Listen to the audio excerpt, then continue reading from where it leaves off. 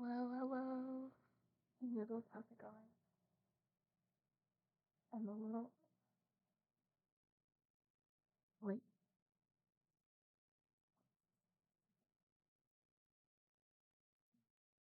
Oh, dude. I was just far away. I left my drink in the other room. That's okay. I'll grab it later. But let's do it. Let's just hop in. Let's just hop in since we're starting later than usual. Let's see. We left off. We're about to start chapter 15. We left off. I'm trying to think. Oh, with the story with Marcella. So on their journeys, they come across this village, and one of the people has died, and is blaming this beautiful, beautiful woman who the whole town is super, super in love with, and right has like really cruel poetry that he wrote before he died, and all of these things about how it's all her fault, and like she is a serpent and like scorns people and whatever. And then at the funeral, she shows up and is like, yo, this isn't my fault.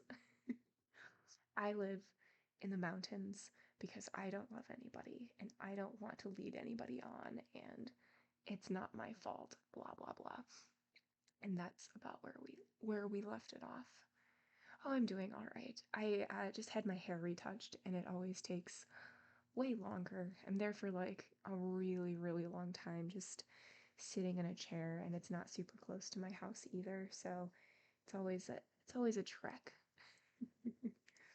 But yeah, it's all good. I hope your day is going well as well, and your week. It was, yeah. I do really enjoy my hair person. She's great. And I don't feel pressure to do like a bunch of small talk. Like, is almost expected of you when you go to get your hair done. But no, like, we are perfectly happy just being silent, and it's great. But let's go ahead and hop in. So, chapter 15, we are on page 102 to give a progress update. We've read this much.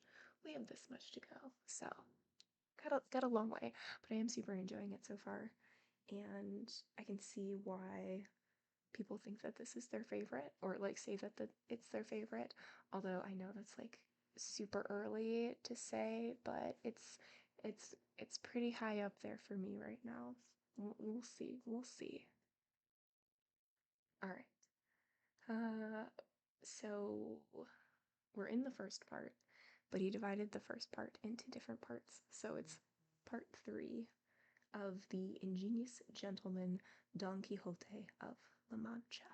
Hey, Captain Hardship, welcome in. Hello. All right.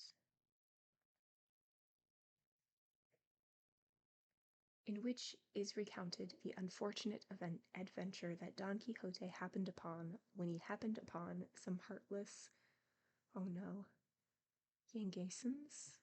Yanguesans? I'm gonna put it in chat so you can see what I'm trying to say. Oops.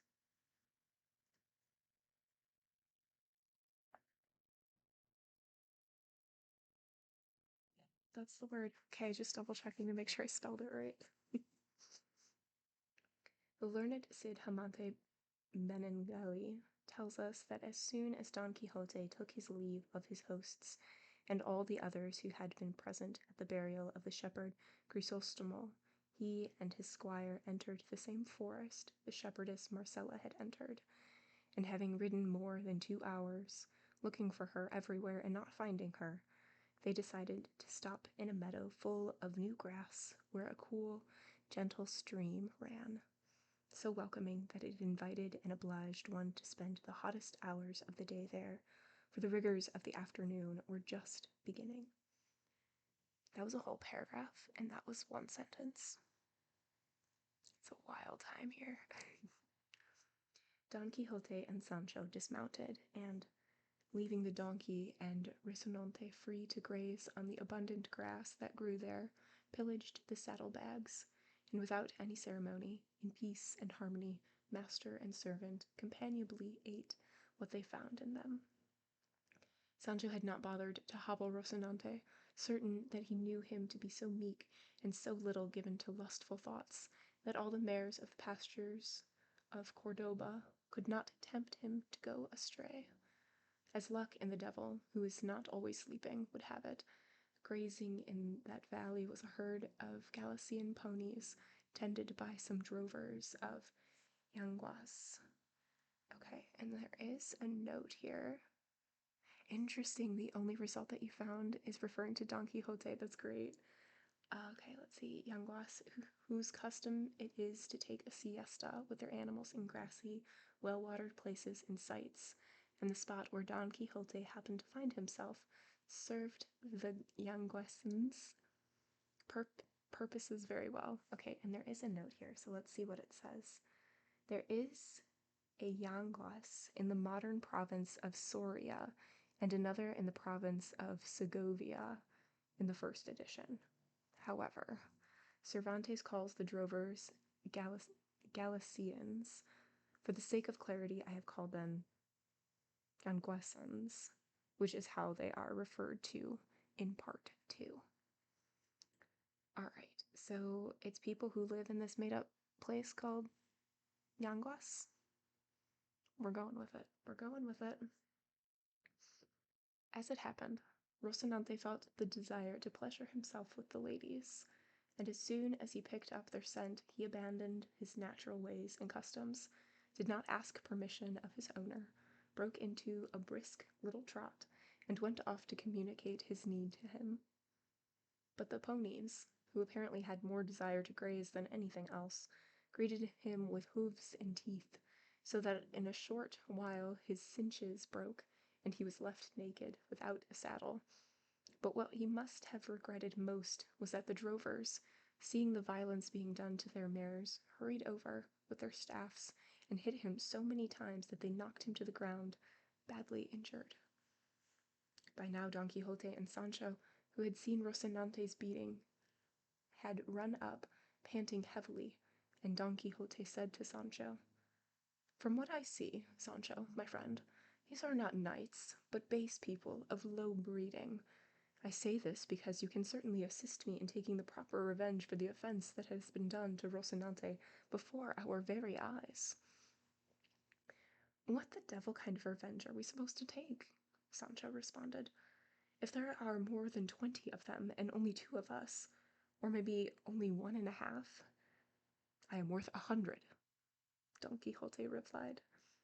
And without making more speeches, he grasped his sword and rushed the Yanguesans, and Sancho Panza, incited and moved by his master's example, did the same. To begin with, Don Quixote landed a blow on one drover that slashed open a leather tunic he was wearing, as well as a good part of his shoulder.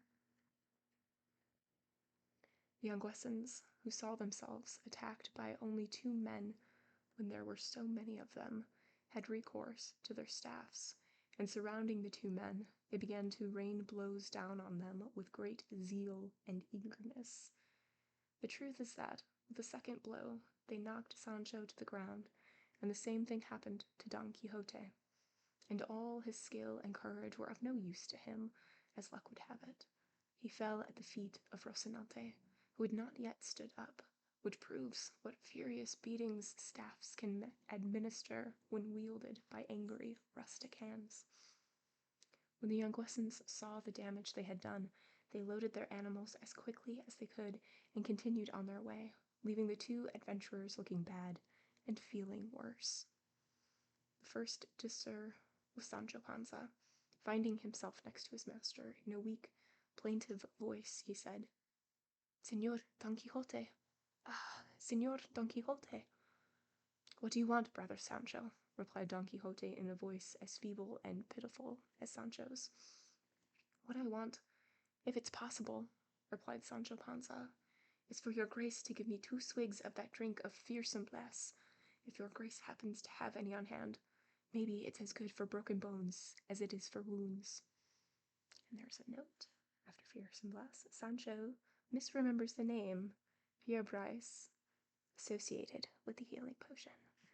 That seems to be a theme here with Sancho misremembering the names, and not even with Sancho. I think one of the goat herders also misremembered names and flip-flopped words, which I'm sure is even more funny in Spanish with the words being so close together. Ah, woe is me. If I had it here, what else would we need? Don Quixote responded. But I swear to you, Sancho Panza, by my faith as a knight-errant, that in 2 days' time, if fortune does not ordain otherwise, I shall have it in my possession, unless my hands fail me. And how many days does your grace think we'll need before we can move our legs?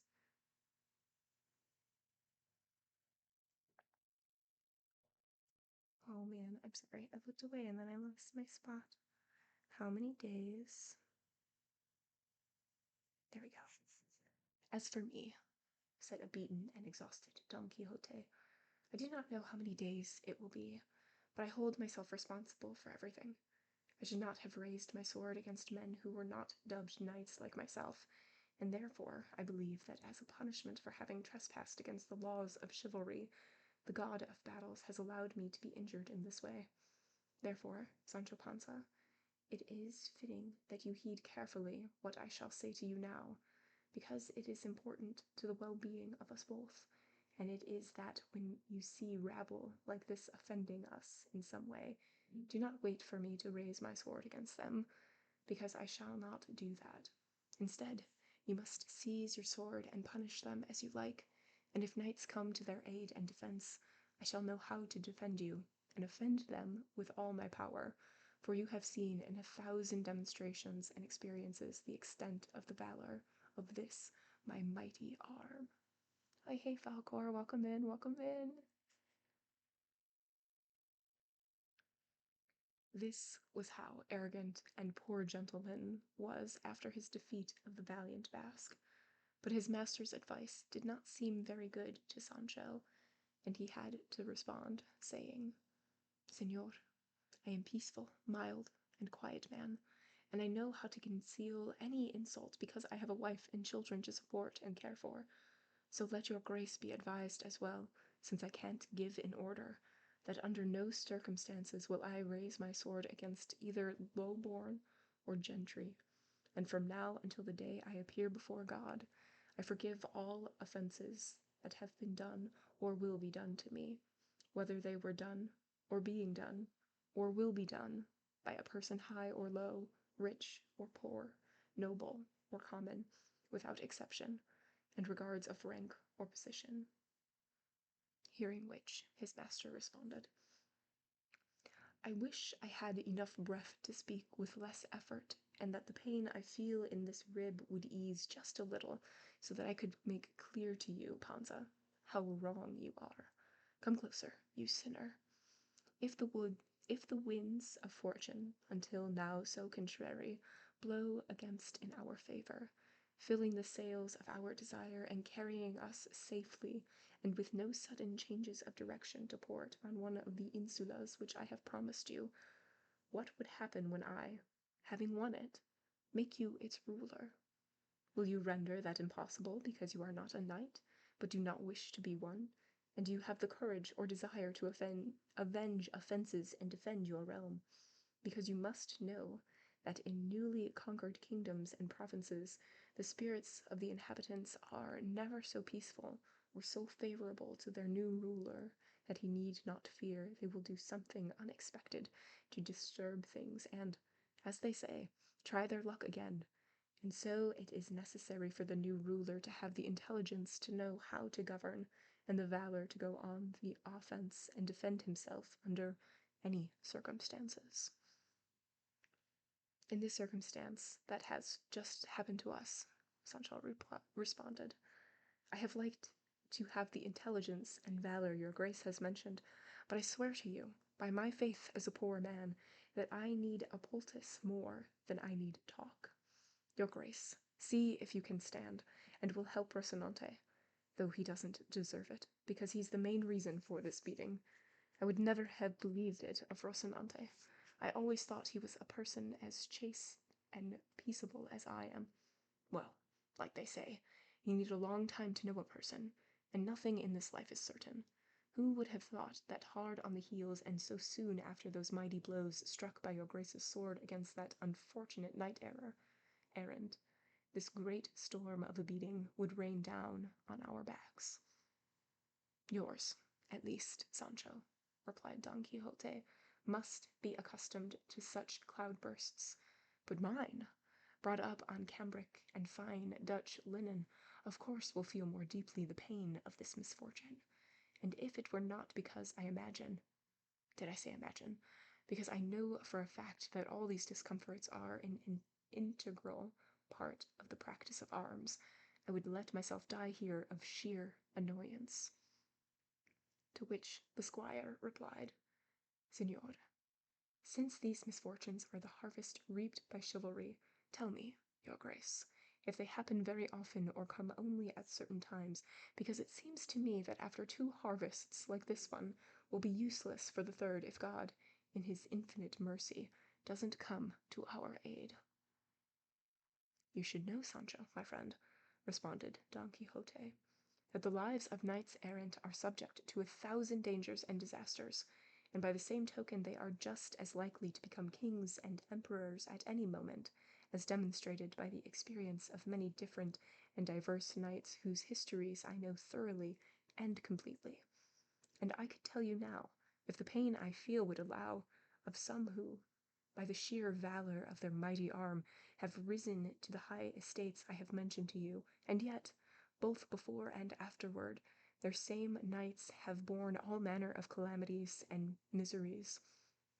For the valorous Amadis of Gaul found himself in the power of his mortal enemy, the enchanter Archelaus, who, as has been verified, tied him to a column in a courtyard and gave him more than 200 lashes with the reins of his horse. And there is even a little-known author, but a very credible one, who says that in a certain castle the knight of Phoebus was caught in a certain trapdoor that opened beneath his feet, and he fell and found himself in a deep pit under the earth, tied hand and foot, and there he was given one of those things called an enema, composed of melted snow and sand, which almost killed him. And if he had not been helped in those dire straits by a wise man who was a great friend of his, things would have gone very badly for the poor knight, and I may certainly suffer along with so many virtuous knights, for they endured greater affronts than the ones who are suffering now. For I want you to know, Sancho, that injuries inflicted by the tools one happens to be holding are not offenses. This is expressly stated in the law of dueling. If the cobbler hits another with the last he holds in his hand, although it really is made of wood, it cannot be said that the one he struck has been clubbed. I say this so that you will not think, although we have been cudgeled in this dispute, that we have been offended, because the weapons those men are carrying, the ones they used to hit us, were simply their staffs, and none of them, if I remember correctly, had a rapier, a sword, or poniard. I definitely did say sand and snow enema. You did not mishear. As much as I wish that is not what it said, that is indeed exactly what it said.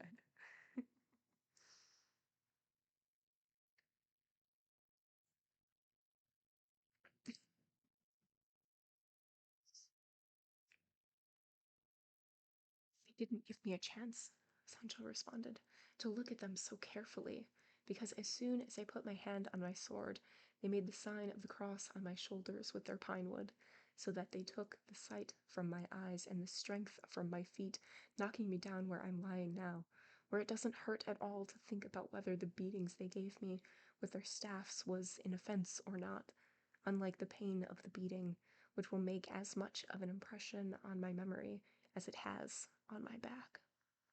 Even so, I want you to know, brother Sancho, replied Don Quixote, that there is no memory that time does not erase, no pain not ended by death. Well, what misfortune can be greater, replied Panza, been waiting for time to end it and death to erase it. If this misfortune of ours was the kind that could be cured with a couple of poultices, it wouldn't be so bad. But I can see that all the poultices in a hospital won't be enough to set us straight again. Stop that now and find strength in weakness, Sancho, Don Quixote responded, and I shall do the same, and let us see how Rocinante is, because it seems to me the poor animal may have gotten the worst of his misfortune. There's no reason to be surprised at that, Sancho responded, since he's such a good knight-errant. What does surprise me is that my donkey walked away without any costs, while we were left without any ribs. And there is a note here, and it says, the humor here stems from wordplay based on costas, which is costs, and costillas, which is ribs. Which I am appreciative of these footnotes because we are reading the translated version.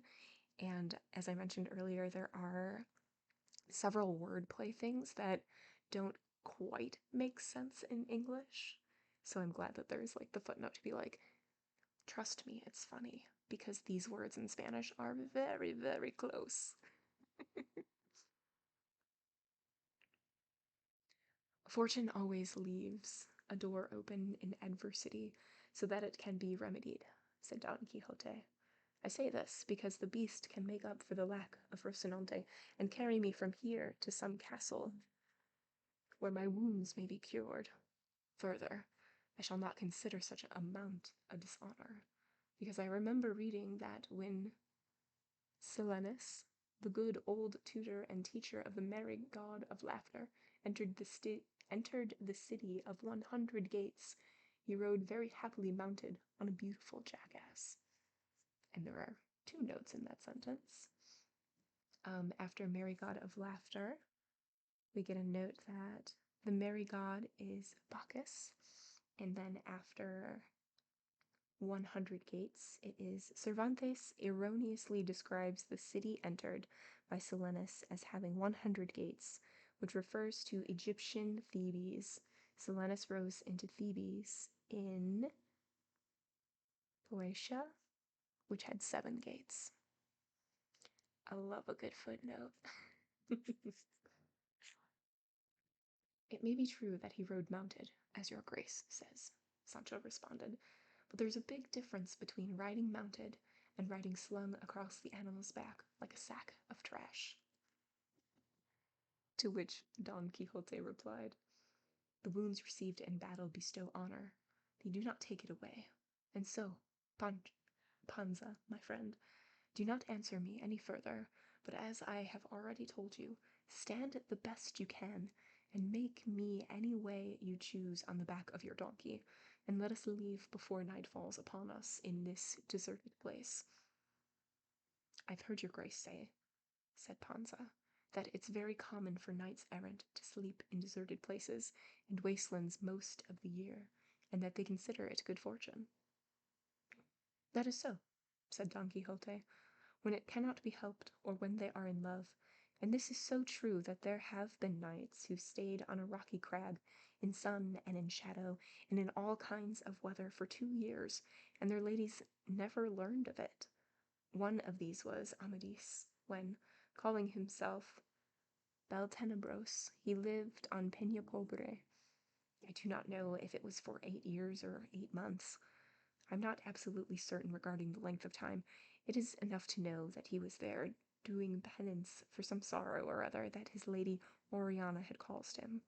But let us talk no more of this, Sancho, and hurry, before the donkey suffers a misfortune like the one that befell Rocinante. That would be the devil's work, too, said Sancho. And emitting 30 groans and 60 sighs, and hurling 120 curses and blasphemies at the one who brought him there, Sancho struggled to his feet, remaining bent double like a Turkish arch. When he was halfway up, unable to stand straight, with great difficulty he saddled his donkey, who, with that day's excessive liberty, had also become somewhat inattentive. Then he helped Rocinante to his feet, and if the horse had had a tongue with which to complain, he certainly would not have been outdone by Sancho and his master.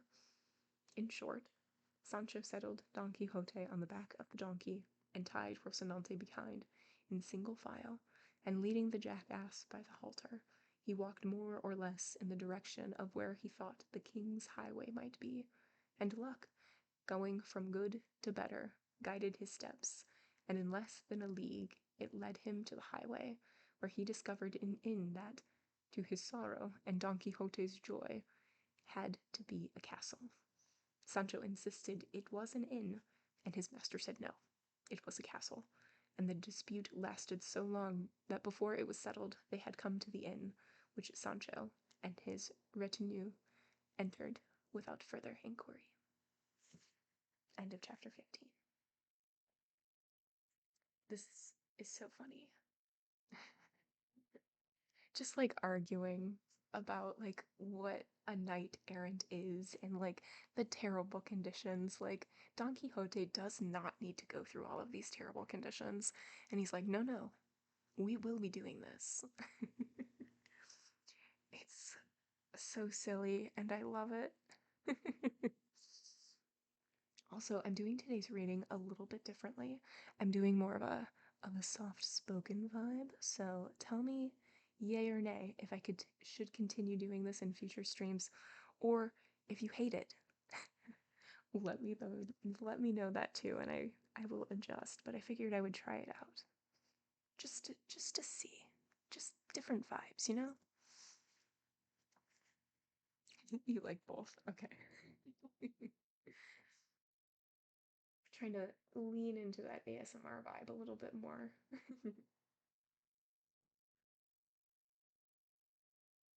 All right. Chapter 16. Regarding what befell the ingenious gentleman in the inn that he imagined to be a castle. The innkeeper, who saw Don Quixote lying across the donkey, asked Sancho what was wrong with him. Sancho responded that it was not serious, that he had fallen off a crag and bruised his ribs slightly. The innkeeper's wife was a woman whose disposition was unlike the one usually found in those of her trade, for she was naturally charitable and took pity on the calamities of others. And so she hurried to tend Don Quixote and had her daughter, a very pretty young girl, help her care for her guest. Working as a servant in the inn was an Asturian girl with a broad face, a back of the head that was flat, a nose that was snubbed, and one eye that was blind, while the other was not in very good condition. The truth is that the charm of her body made up for her other faults. She measured less than 7 spans from her feet to the top of her head, and her back, which weighed somewhat heavy on her, forced her to look down at the ground more than she would have wished. Hey Wadsworth, welcome in. Hello. Hello. Okay, and there's a note here. After 7 spans, it says a span is approximately 8 inches. This engaging creature helped the innkeeper's daughter, and the two of them made up a very uncomfortable bed for Don Quixote in an attic that gave clear signs of having been a hayloft for a long time, many years ago. Also staying at the inn was a mule driver, whose bed was just past the bed of Don Quixote.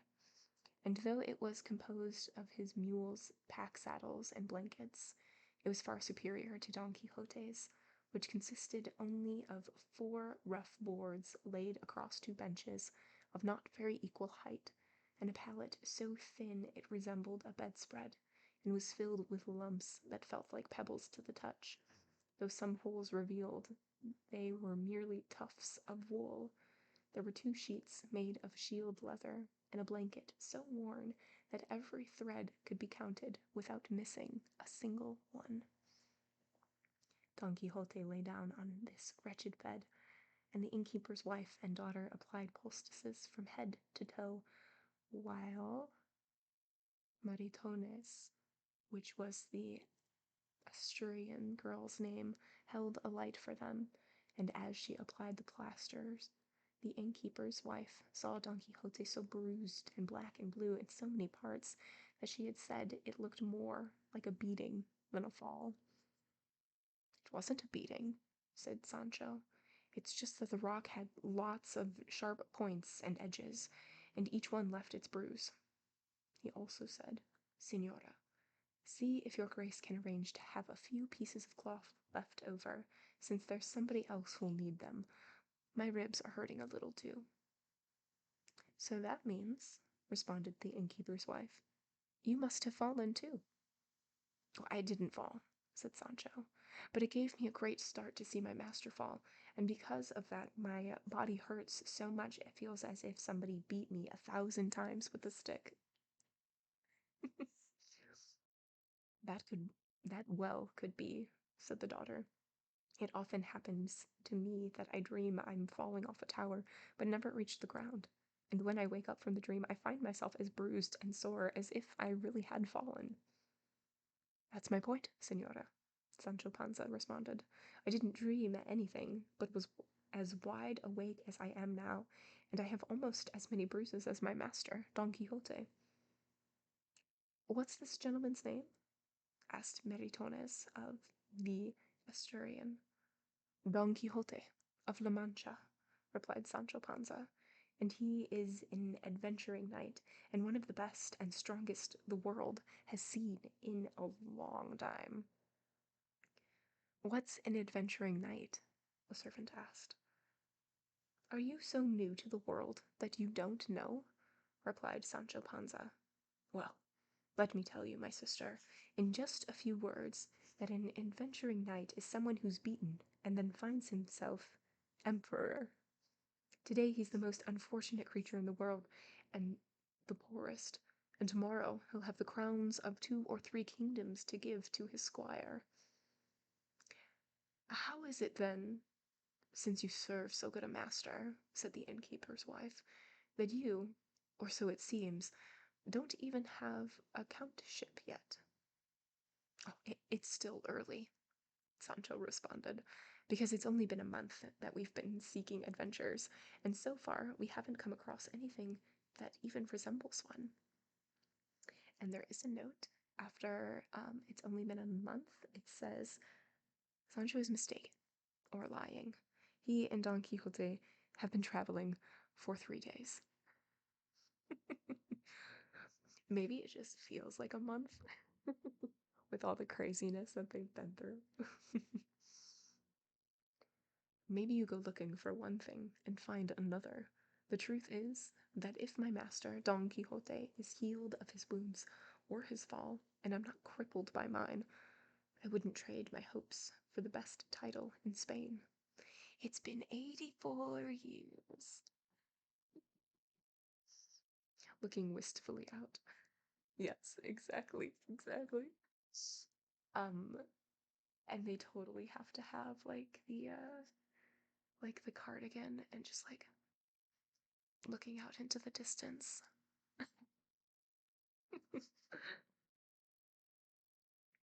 Don Quixote had been listening very attentively to this entire conversation, and sitting up the best he could in his bed and grasping the hand of the innkeeper's wife, he said, Believe me, beauteous lady, thou canst call thyself fortunate for having welcomed into this thine castle my person, which I do not praise because, as it is said, self-praise is self-debasement.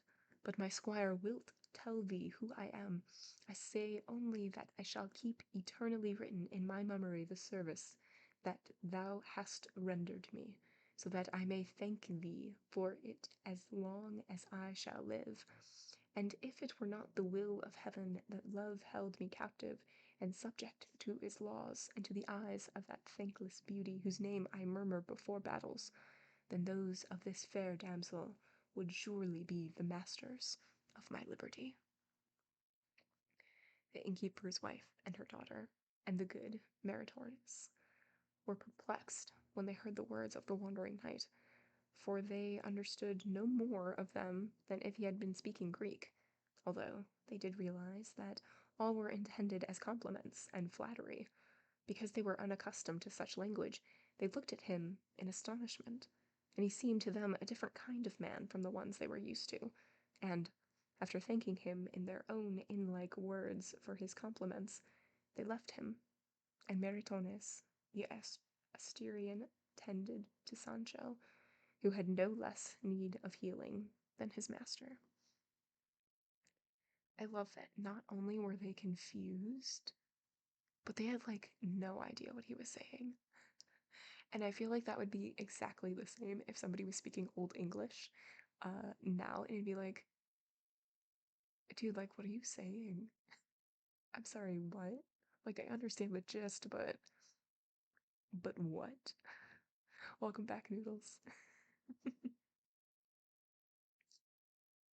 The mule driver had arranged with Maritornes that they would take their pleasure that night, and she had given her word that when all the guests were quiet and her master and mistress asleep, they would come to him and satisfy his desire in any way he asked. It was said of this good servant that she never gave her word without keeping it, even if she gave it on a mountain with no witnesses, for she prided herself on being very well born, and did not consider it an affront to be a servant in the inn because, she said, misfortunes had bad luck, and bad luck had brought her to that state. The hard, narrow, cramped, and precarious bed of Don Quixote was the first in line in that starlit stall, and then next to it Sancho made his, which consisted only of a rush mat and a blanket that was more coarse burlap than wool. Past these two beds was that of the mule driver, made, as we have said, of the pack saddles. I just totally flipped that word backwards. Of the pack saddles and all the trappings of the two best mules in his train, although there were 12 of them, shiny, fat, and famous, because he was one of the wealthy mule drivers of Arevalo, according to the author of this narrative, who makes particular mention of this mule driver because he knew him very well. There are even some who say he was a distant relation. You did come back at a weird time, Noodles. Absolutely. And there's a note here, and it says, according to Martin de Ricoeur, mule drivers were usually Moriscos, and Cervantes is suggesting a connection between this character and Cid Hamante Benengeli. Ben and Jerry. In any case, Cid Hamante Benengeli was a very careful historian and very accurate in all things, as can be clearly seen in the detail he relates to us. For although they are trivial and inconsequential, he does not attempt to pass over them in silence. His example could be followed by solemn historians who recount actions so briefly and succinctly that we can barely taste them and leave behind in the inkwell, through carelessness, malice, or ignorance, the most substantive part of the work. A thousand blessings on the author of Tablante de Ricomonte, and on the author of that other book that tells the deeds of Count Tomillas, for they describe everything in minute detail.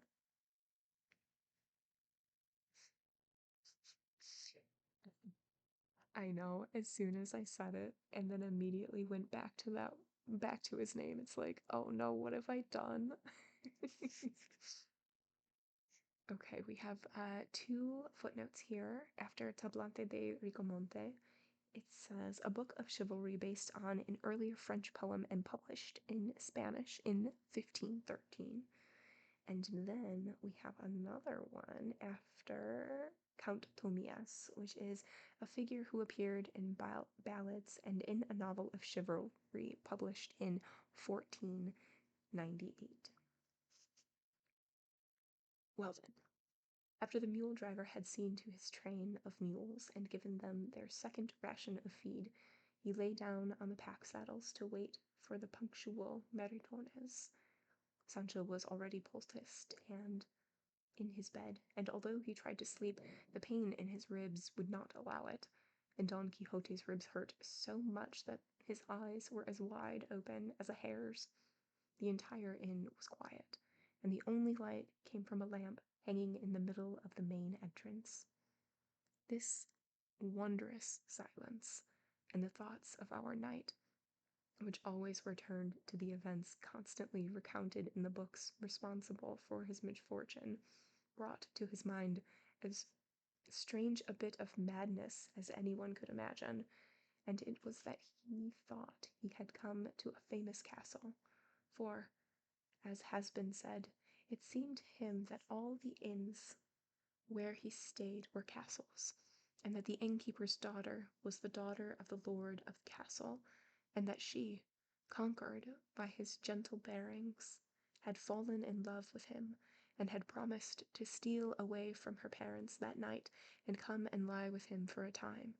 And since he considered this entire fantasy, which he had invented, as solid and true, he became distressed as he began to think of the dangerous predicament in which his virtue would find itself, and he resolved in his heart not to betray his lady Dulcinea of Toboso, even if Queen Guinevere herself, along with her dueña Quintanilla, Quintanilla, oh my gosh, Quintanilla, were to appear before him. I should just murmur the names and places that I struggle with, and then nobody would know that I'm mispronouncing that.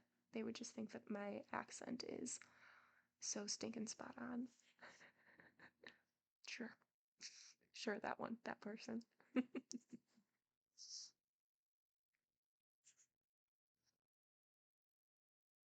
As he was thinking about this foolishness, the time and hour arrived, and for Don Quixote it was an unfortunate one, when the Asturian was to come in, and wearing her chemise, with bare feet, and her hair tied back in a cotton snood, with silent, cautious steps, she entered the room where the three men were lying, looking for the mule driver. But as soon as she walked through the door, Don Quixote heard her, and sitting up in his bed, despite the poultices and the pain in his ribs, he extended his arms to welcome his fair damsel. The Asturian, who, tentatively and quietly, was holding her hands out in front of her and looking for her beloved, collided with Don Quixote's arms. He seized her by the wrist and, pulling her toward him, while she did not dare to say a word, forced her to sit on the bed. Then he touched her chemise, and though it was made of burlap, to him it seemed the finest and sheerest silk. On her wrists she wore glass beads, but he imagined them to be precious pearls. Her tresses, which were rather like a horse's mane, he deemed strands of shining Arabian gold, whose brilliance made the sun seem dim, and her breath, which undoubtedly smelled of yesterday's stale salad, seemed to him a soft, aromatic scent wafting from her mouth. In short, he depicted her in his imagination as having the form and appearance of another princess he had read about in his books, who, overcome by love and endowed with all the charms stated here, came to see the badly wounded knight. And the blind illusions of the poor gentleman were so great that neither her touch, nor her breath, nor any other of the good maiden's attributes could discourage him, though they were enough to make any man who was not a mule driver vomit. On the contrary, it seemed to him that he clasped in his arms the goddess of beauty, and holding her close, in a low, amorous voice, he began to say, "Would that I were able, O beauteous and exalted lady, to repay the great boon thou hast granted me with the sight of thy sublime beauty, but fortune, which never wearies of pursuing the virtuous, hath chosen to place me in this bed, where I lie so bruised and broken that even if I, with all my heart, desired to satisfy thine own desires, I could not. Further, added to this impossibility is another even greater, which is the promise of faithfulness that I have sworn to the incomparable Dulcinea of Toboso, the sole mistress of my most hidden thoughts. If this great obstacle did not loom between us, it would not be so foolish a night as to turn away from some gladsome inopportunity as this that thy great kindness affords me. Just talk really fast and it all runs together. Exactly, exactly. If you have bad diction, no one knows if you mess it up. Perfect. That's what every narrator needs is just really bad diction. Cervantes is setting the mood. Breath like stale salad? Absolutely not. Atkinson, enjoy your lurk. Glad you're here. Maritornes, extremely agitated and perspiring freely at finding herself held so firmly by Don Quixote, and not understanding or paying much attention to what he was saying, attempted, without saying a word, to break free. The good mule driver, whose sinful desires had kept him awake, heard his bawd come through the door and listened attentively to everything Don Quixote was saying. Jealous at the thought that the Asturian had broken her word for the sake of another man, he moved closer and closer to Don Quixote's bed, and stood there in silence to see what that talk, which he could not understand, would lead to. But when he saw the girl struggling to free herself, and Don Quixote endeavoring to hold on to her, and thinking that the joke had gone far enough, the mule driver raised his arm on high and delivered such a terrible blow to the narrow jaws of the enamored knight that he bathed his whole mouth in blood. Not content with this, he jumped on his ribs, and with his feet moving faster than a trot, he stomped them all from one end to the other. The bed, which was rather flimsy and not on a very firm base, could not support the addition of the mule driver, and collapsed. And the great crash woke the innkeeper, who imagined that Maritornes must be involved in some dispute, because he had called for her, and she had not responded. With this suspicion in mind, he got up, lit a small oil lamp, and went to the place where he had heard the disturbance. The girl, seeing that her master was coming and was in a terrible rage, became so fearful and distressed that she took refuge in the bed of Sancho Panza, who was still asleep, and there she hid, curling up into a little ball. The innkeeper came in, saying, "Where are you? I know this is your doing." He calls her a name, and I'm not going to say the name. It starts with a W. At this point, Sancho awoke and, feeling that bulk almost on top of him, thought it was a nightmare, and he began to throw punches in all directions, and I don't know how many of them struck Maritornes, but she, feeling the pain and tossing all modesty aside, hit back at Sancho so many times that he lost all desire to sleep. Seeing himself treated in this way, and not knowing by whom, he struggled to his feet, threw his arms around Maritornes, and the two of them began the fiercest and most laughable scuffle the world has ever seen. By the light of the innkeeper's lamp, the mule driver saw what was happening to his lady, and leaving Don Quixote, he hurried to give her the help she needed. The innkeeper also approached, but with a different purpose, because he went to her to punish the girl, believing, no doubt, that she alone was the reason for so much harmony, and, as the old saying goes, the cat chased the rat chased the rope chased the stick. The mule driver hit Sancho. Sancho hit the girl hit Sancho. The innkeeper hit the girl, and all of them acted so fast and furiously that they did not let up for an instant. Then, the best part was that the innkeeper's lamp went out, and since they were in darkness, everyone hit everyone with so little mercy that wherever their hands landed, they left nothing whole and sound. It so happened that staying in the inn that night was an officer of what is called the Old Holy Brotherhood of Toledo, and he, hearing the noise of the fight, seized his staff of office and the tin box that held his documents, and entered the darkened room, saying, "Stop, in the name of the law! Stop, in the name of the Holy Brotherhood!" And the first one he came across was a badly beaten Don Quixote, who lay face up and senseless on his collapsed bed, and groping in the dark until he had grasped Don Quixote's beard, the officer did not stop saying, "You must assist the law." But seeing that the man he had seized did not move or stir, he assumed he was dead, and that those in the room were his killers. And with this suspicion he shouted even louder, saying, "Lock the door of the inn. Make sure no one leaves. A man's been killed here." The shout startled all of them, and they abandoned the fight at the point where they had heard the voice. The innkeeper withdrew to his room, the mule driver to his pack saddles, the girl to her cot. Only the unfortunate Don Quixote and Sancho could not move from where they were lying. The officer let go of Don Quixote's beard and went to find a light so that he could look for and arrest the criminals. But he did not find one, because the innkeeper had intentionally put out the lamp when he went to his bedroom, and the officer was obliged to turn to the fireplace where, with great difficulty, and after a good deal of time, he managed to light another oil lamp. End of chapter 16. So I'm just imagining like cartoon characters like fighting, and there's like a big cloud and nobody knows exactly what's happening. And I love that. Oh, hello, Yoshi. How's it going? Hello, hello. Good to see you.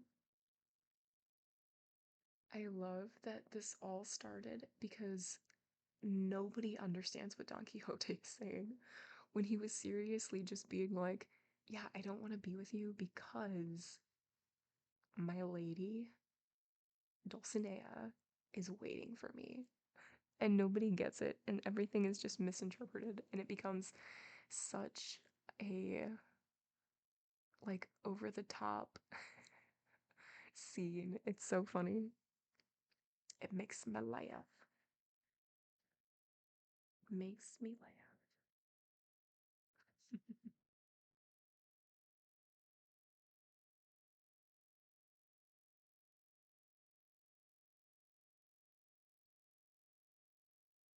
Okay, let's see. Chapter 17, which continues the account of the innumerable difficulties that the brave Don Quixote and his good squire, Sancho Panza, experienced in the inn that, to his misfortune, he thought was a castle. I totally forgot that he is still saying that the inn is a castle. I totally forgot about that, and it makes me happy.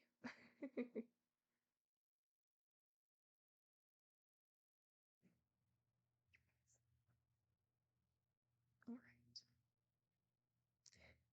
By this time, Don Quixote had recovered from his swoon, and in the same tone of voice he had used the day before to call to his squire when he was lying on the Vale of Staffs, he began to call to him now, saying, "Sancho, my friend, are you sleeping?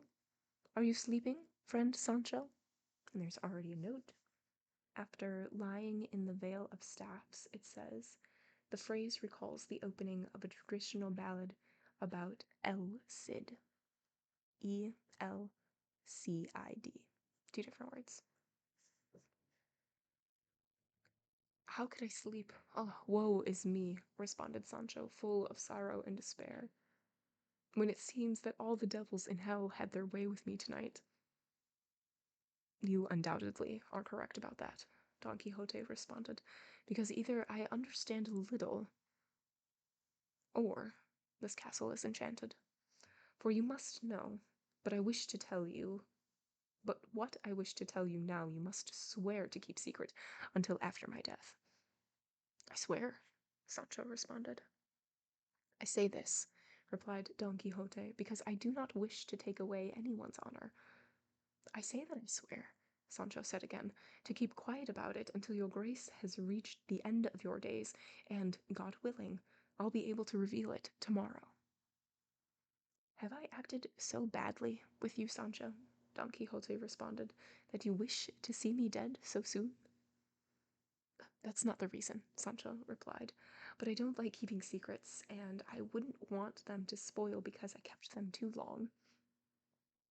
"Whatever the reason may be," said Don Quixote, "I have great confidence in your love and courtesy, And so you must know that tonight I have had one of the strangest adventures one could ever imagine. To make the story brief, I shall tell you that a short while ago the daughter of the lord of this castle came to me, and she is one of the most elegant and beauteous damsels to be found anywhere on earth. What can I say of the grace of her person, the nobility of her understanding, the other hidden things which, in order to keep the faith I owed my lady Dulcinea of Toboso, I shall keep inviolate and pass over in silence. I wish only to say that heaven, envious of the good that fortune had placed in my hands, or perhaps, and this is more likely, the castle, as I have said, being enchanted, as I was engaged in sweet and amorous conversation with her, without my seeing or knowing whence it came, a hand attacked to the arm of some monstrous giant. Little dance break. Luciano, thank you so much for the follow. Welcome in.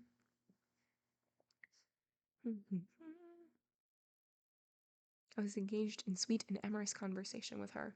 Without my seeing or knowing whence it came, a hand attached to the arm of some monstrous giant came down and struck me so hard a blow on the jaws that they were bathed in blood, and then beat me so badly that I feel worse than I did yesterday with the Yanguesans, because of Rocinante's audacity, committed the offense against us, which you already know.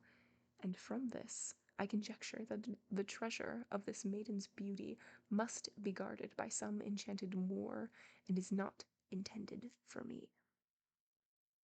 Not for me either, responded Sancho, because more than 400 Moors gave me such a beating that the attack by the staffs was like cake and icing. But tell me, senor, how can you call this a good and singular adventure if it left us the way it left us? Not so bad for your grace, because you had between your hands that incomparable beauteousness you mentioned.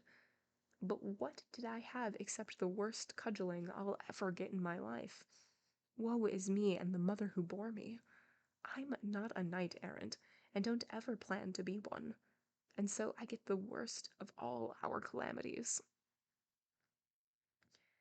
Then you have been beaten as well, responded Don Quixote. Didn't I just tell you I was, to the sorrow of me and my whole family? Said Sancho. Do not be distressed, my friend, said Don Quixote, for I shall now prepare the precious balm with which we shall be healed in the wink of an eye.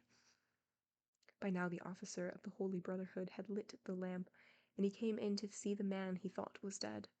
As soon as Sancho saw him come in wearing his nightshirt and nightcap, and holding a lamp in his hand, and with a very grim expression on his face, he asked his master, Señor, can this by any chance be the enchanted Moor, come back to hit us with some more in case there's anything left in the inkwell?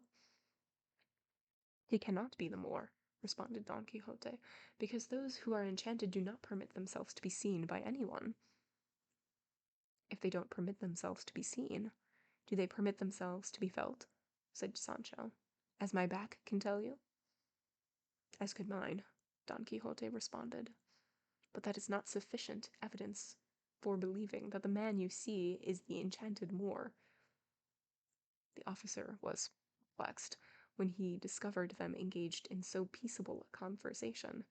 It is certainly true that Don Quixote still lay on his back, but he was unable to move simply because he was so badly beaten and so covered with poultices. The officer came up to him and said, Well, how goes it, my good man?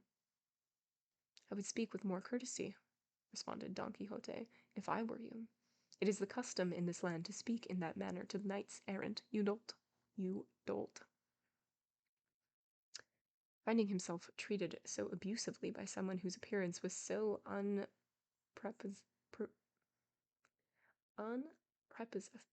prepossessing, there we go, putting the stress on the wrong part of the word, so unprepossessing, the officer could not bear it.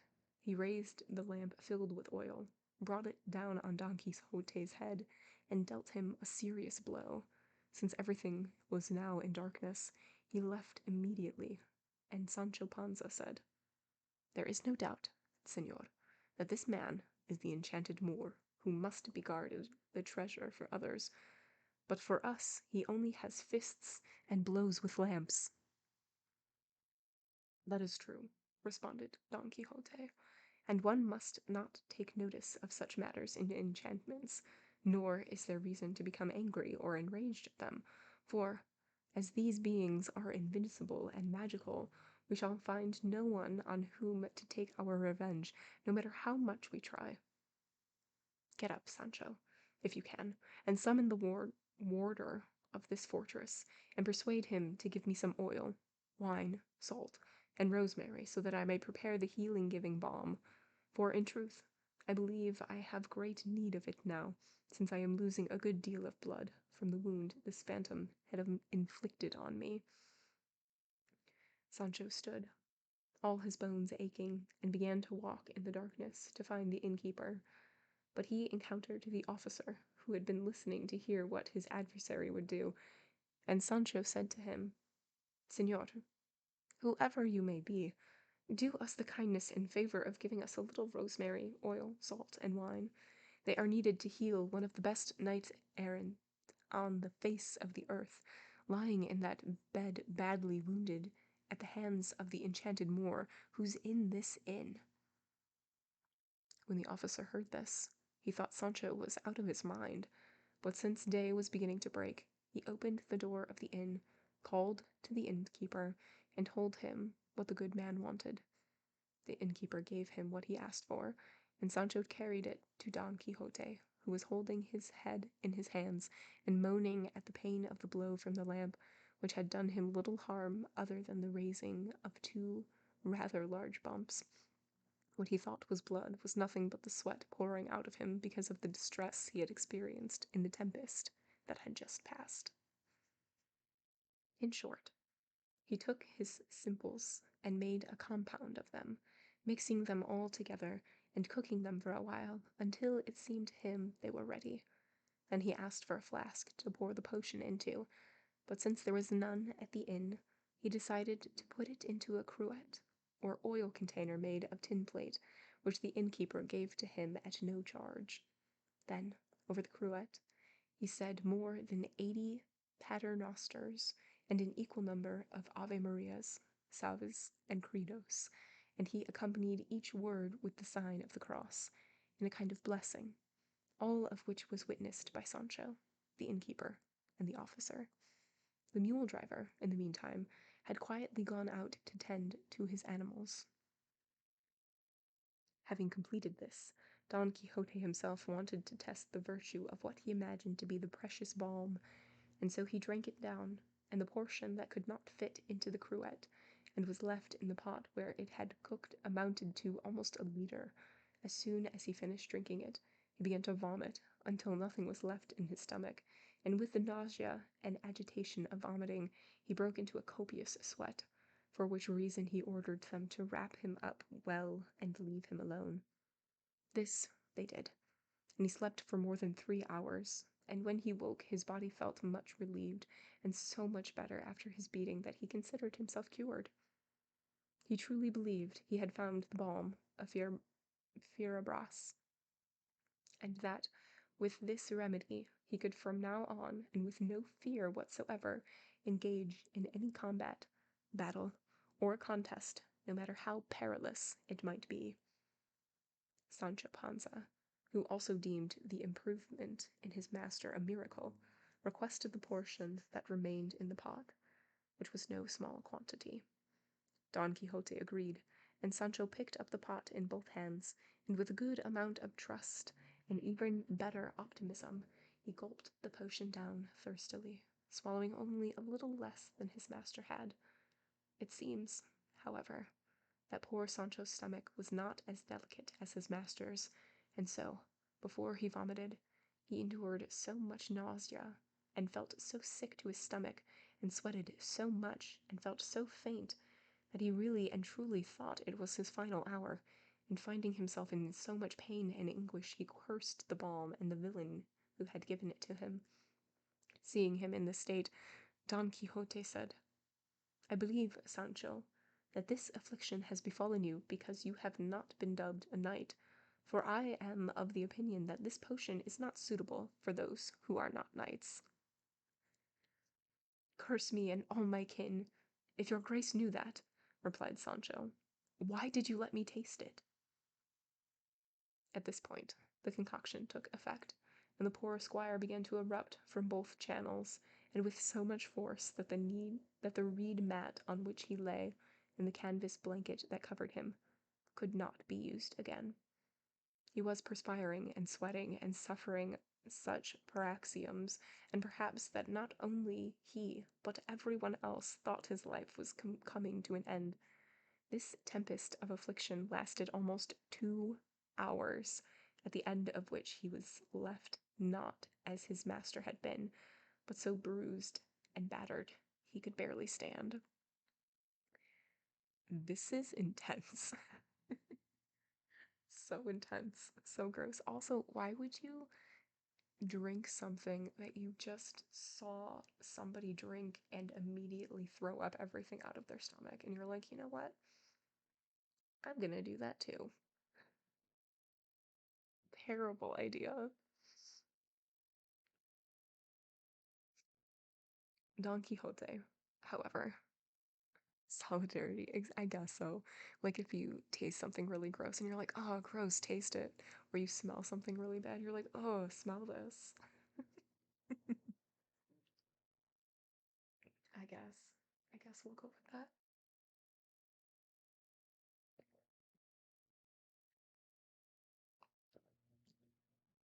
It's over here so I don't forget it.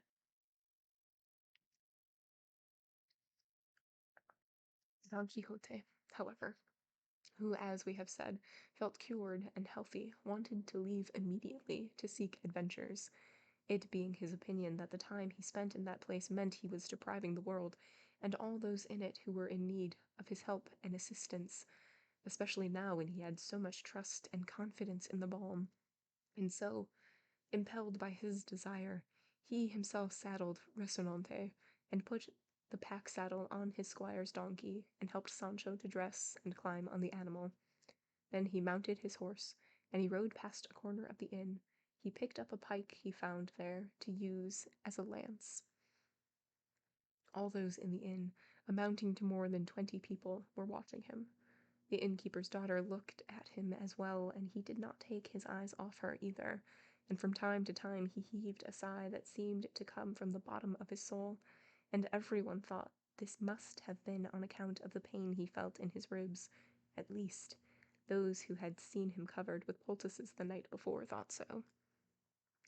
When he and Sancho were both mounted and standing at the entrance to the inn, he called to the innkeeper, and in a very calm and serious voice said, "Many and great are the kindnesses, Señor Warder, which I have received in this thy castle, and it is my deepest obligation to show thee my gratitude for all the days of my life.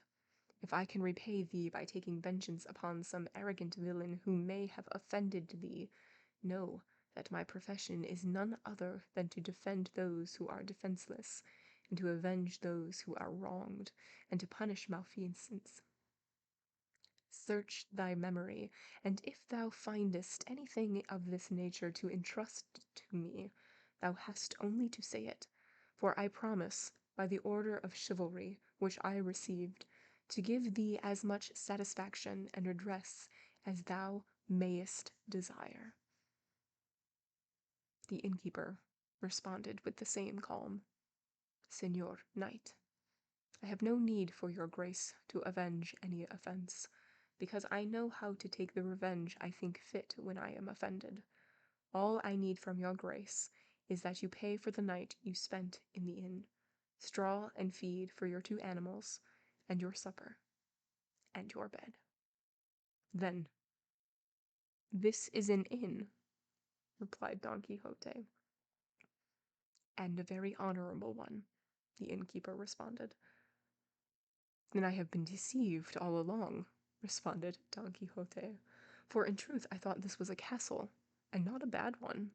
However, since it is not a castle, but an inn, what you can do now is forgive the debt, for I cannot contravene the order of knights-errant, about whom I know it is true, not having read anything to the contrary, that they never paid for their lodging or anything else in any inn where they stayed, because whatever welcome they receive is owed to them as their right and privilege in return for the unbearable hardships they suffer as they seek adventures by night and by day, in winter and in summer, on foot and on horseback, suffering thirst and hunger, heat and cold, and exposed to all the inclemencies of heaven and all the discomforts of earth.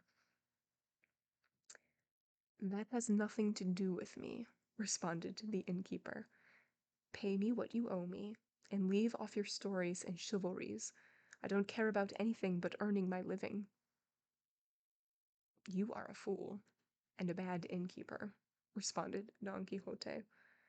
And spurring Rocinante, and grasping his pike, he left the inn, and no one stopped him, and he, not looking to see if his squire was following, rode for a fair distance. The innkeeper, who saw him leave without paying, turned for payment to Sancho Panza, who said that since his master had not wanted to pay, he would not pay either, for as the squire of a knight-errant, the same rule and law applied to him as to his master, with regard to not paying anything in hostelries and inns. This greatly displeased the innkeeper, who warned him that if he did not pay, he would collect his money in a way Sancho would regret. To which Sancho replied that by the law of chivalry his master had received, he would not pay a coronado, even if it cost him his life, for the virtuous and ancient customs of knights-errant would not be brought down by him, nor would the squires of future knights have reason to complain of him or reproach him for breaking so just a law. And there is a note after coronado. It says a coin of little value, worth about 1/6 of a maravedí, which that means nothing to me. It was unhappy Sancho's misfortune that among the people staying at the inn were 4 wool carders from Segovia, 3 needlemakers from El Portro of Corbola, and 2 residents of La Feria in Seville. People who were good-natured, well-intentioned, rough-mannered, and playful, and they, almost as if impelled and moved by the same spirit, approached Sancho and pulled him off his donkey, while one of them went to get the blanket from the innkeeper's bed, and, after placing him on it, they looked up and saw that the roof was a little too low for the work they had in mind, and they decided to go out into the corral, where the sky was the limit. And there, with Sancho in the middle of the blanket, they began to toss him, and make merry with him as if he were a dog at Carnival. And there is a note here, and it says, tossing a dog in a blanket was a carnival diversion. The shouts of the wretch being tossed in the blanket were so loud and so many that they reached the ears of his master, who, deciding to listen carefully, believed some new adventure was under way, until it became clear that the man who was shouting was his squire. After he turned his horse around and reached the inn at a laborious gallop, and found it closed, he rode around it to see if he could find a way in, but as soon as he came to the walls of the corral, which were not very high, he saw the bad turn being done to his squire. He saw him going up and down in the air with so much grace and speed that if his wrath had permitted it, I think he would have laughed. He attempted to climb from his horse to the top of the wall, but he was so bruised and stiff he could not dismount, and so standing in his stirrups, he began to call those who were tossing Sancho in the blanket more insults and abusive names than it is possible to write down. But this did not stop them from laughing and doing their work, nor did the flying Sancho leave off his complaints, sometimes mixed with threats, and sometimes with pleas. None of it did much good, however, until the men stopped from sheer weariness. Then they brought Sancho his donkey, and placed him on it, and his overcoat on him. And the compassionate Maritornes, seeing him so exhausted, thought it would be a good idea to help him with a pitcher of water, and so she brought him one from the well because the water was colder. Sancho took the pitcher, raised it to his mouth, and stopped when he heard his master call to him, saying, "Sancho, my son, do not drink water. My son, do not drink it, for it will kill you. Do you see? Here, I have the blessed balm." And he showed him the cruet filled with the potion. "And if you drink only 2 drops, you surely will be healed." At these words, Sancho looked at him askance, and said in an even louder voice, "Has your grace by chance forgotten that I'm not a knight? Or do you want me to finish vomiting up whatever guts I have left from last night? You can keep your potion to send it to the devil. Just leave me alone." And saying this, and beginning to drink, were all one. But at the first swallow he saw that it was water. It did not wish to continue, and he asked Maritornes to bring him wine. She did so very willingly, and paid for it with her own money, because it can truly be said of her that though she followed the trade that she did, she bore a remote resemblance to a Christian woman. As soon as Sancho finished drinking, he dug his heels into the donkey, and the gate of the inn was opened wide for him, and he left, very pleased at not paying anything and having his way, though it had been at the expense of his usual guarantor, which was his back. The truth is that the innkeeper had kept his saddlebags as payment, but Sancho was so distracted when he left that he did not miss them. The innkeeper wanted to bar the gate as soon as he saw them outside, but the blanket tosser did not agree, for they were people who would not have cared in Ardite, even if Don Quixote really had been one of the knights-errant of the Round Table. And there's a little note that says Ardite, an ancient Spanish coin of very little value. And that is the end of chapter 17. I still, and this was mentioned earlier, and I think this is going to keep happening where like things are mentioned and then they just like the scale of whatever the thing is just going to keep getting bigger. But he did mention that before that knights errant don't pay because in every book that he's read, they don't pay. And somebody was like, well, yeah, it's just assumed that they pay. He's like, no, that's not the case. We don't need to carry money. Good question. Let's see. Let's see how many chapters there are. We can also see how many pages there are. Is this the actual last page, or is it like a secret last page? Okay, there are 940 pages in this edition. I thought it was over 1,000, but it's not. Oh man, okay. I don't remember what the Roman numeral number L is. Is that 100? Yes? It might be. L is 50. Okay. Thank you. So 50, 70, 74. That can't be right. Oh, because it's second part. I think it restarts the chapter naming once we get to the second part. Let me see if it does.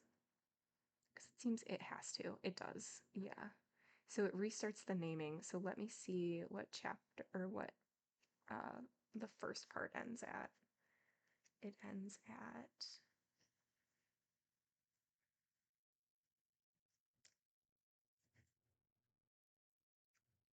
chapter. I'm almost there, I promise. So close. So close. 52.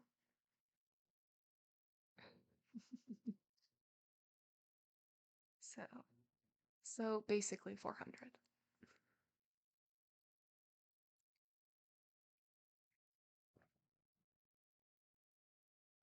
It seems like it anyway, because the chapters don't seem to be terribly long,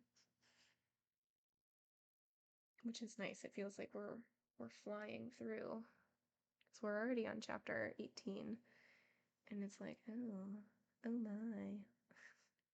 That's my reaction when I read a lot of chapters.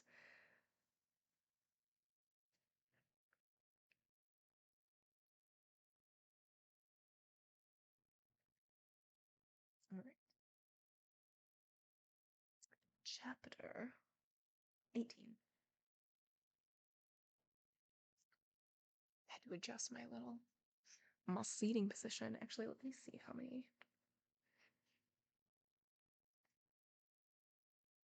Oh, there's only 8 pages in this one, so it feels like it's going by pretty fast. Okay. Which relates the words that passed between Sancho Panza and his master, Don Quixote, and other adventures that deserve to be recounted. The chapter names, I think, are so funny as well, because they're not really chapter names. They're just like little baby mini like previews of like, get ready, this is gonna happen. It makes my lay up. Okay. When Sancho reached his master, he was so weak and enfeebled that he could not even prod his donkey. Seeing him in this state, Don Quixote said, "Now, I am convinced, my good Sancho, that this castle or inn is undoubtedly enchanted, because what else could those who so brutally took their amusement with you be but phantoms or beings from the next world? And I can attest to this because I saw it when I was at the wall of Crow watching the events of your sad tragedy, that it was not possible for me to climb over the wall or even to dismount Rocinante, and therefore they must have enchanted me, for I swear to you, by who I am, that if I could have climbed over or dismounted, I should have avenged you in a way that would have made those varlets and knaves remember the experience for the rest of their days, even though by doing so I should have contravened the laws of chivalry, which, as I have told you so often, do not permit a knight to raise a hand against one who is not a knight, except in defense of his own life and person in circumstances of urgent and great necessity." Little bit of allergies. I would have taken my revenge too, if I could have, knight or no knight, but I couldn't, though in my mind the ones who had so much fun with me weren't phantoms or enchanted beings, as your grace says, but men of flesh and blood, like us, and all of them, as I heard when they were making me turn somersaults, had names, and one was Pedro Martinez, and the other Tenorio Hernandez, and heard that the innkeeper's name was Left-hand Juan Palomique. And so, senor, your not being able to get over the corral wall or off your horse was due to something besides enchantments. And what's clear to me in all this is that in the long run, these adventures we're looking for will bring us so many misadventures that we won't know our right foot from our left. And the better and smarter thing, to the best of my poor understanding, would be for us to go back home, now that it's harvest time, and tend to our own affairs, and stop going from pillar to post and from bad to worst, as they say. "How little you know, Sancho," Don Quixote responded, "about the matter of chivalry. Be quiet and have patience, for the day will come when you will see with your own eyes how honorable a thing it is to exercise this profession. If not, then tell me, what greater joy can there be in this world? What pleasure can equal that of conquering in battle and defeating one's enemy? None. Most certainly there is none." "That is true," replied Sancho, "though I don't know anything about it. All I know is that ever since we've been knights-errant, or your grace has been one, because there's no reason to include me in so honorable a company, we haven't won a single battle except for the one with the Basque, and even there your grace came out missing half an ear and half a shield. Since then it's been nothing but cudgels, and more cudgels, beatings and more beatings, and for me the extra advantage of being tossed in a blanket by enchanted beings, but I can't take my revenge on them. so I'll never know how great the pleasure is of defeating my enemy, as your grace says. That is my sorrow, and it surely is yours as well, Sancho responded. Sancho, responded Don Quixote. But from this moment on, I will try to have at hand some sword so artfully made that whoever carries it will be immune to any kind of enchantment. It well might be that fortune will grant me the one Amadis had when he was called the Knight of the Blazing Sword, that being one of the best swords any knight in the world ever had, because, in addition to the virtue I have already mentioned, it cut like a razor, and no armor, no matter how strong or enchanted, could withstand it. And there is a note after the Knight of the Blazing Sword, and it says, the reference is to Amadis of Greece, the great-grandson of Amadis of Gaul. I'm so lucky, said Sancho, that when that happens and your grace finds such a sword, it'll be exactly like the balm, and only work for and benefit dubbed knights, while squires can just swallow their sorrows. Don't be afraid, Sancho, said Don Quixote, for heaven will deal more kindly with you than that.